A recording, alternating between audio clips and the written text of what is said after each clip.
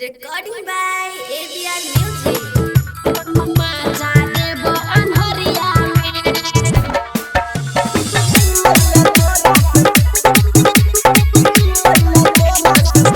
DJ Om Shankar Parsa Harbhinda घर के पछाड़ी अलसियो हम मिलैला तोरा से सुन गे सनम घर के पछाड़ी अलसियो हम मिलैला तोरा से सुन गे सनम भेल जाय छै देरियाना आ जल्दी से सरिया में आ भेल जाय छै देरियाना जल्दी से सरिया में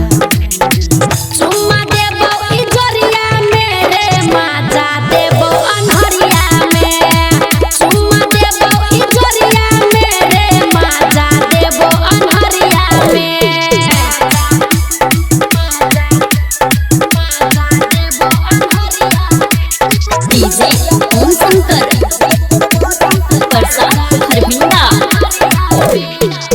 बापू छौ कसराई तोहर लाग बहुत डर गे मिले कैसे ये बहु जानू हम तोरा घर गे जब मुश्किल मानल करबो तो तू जल्दी से आवल करी है हमरा घर के आगाड़ी अब तो गाना गावल करी है की देगा छौरी जब हम ये वो तोरा बरिया में की देगा छौरी जब हम ये वो तोरा बरिया में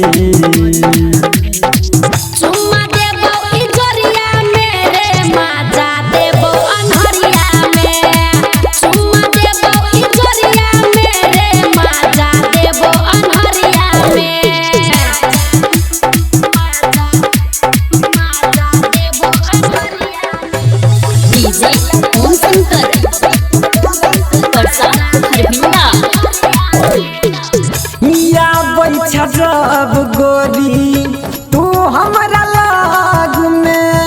याद या बीतल बतिया तोरा संग कलेज के किया लई छे टेंशन राम की सुन रे तोरा हम नहीं भूलेबो बेसी सोच न बीतल बतिया तोरा संगे जिंदगी बिताइबो संजू सलोनी मिला ओई है तू बजड़िया में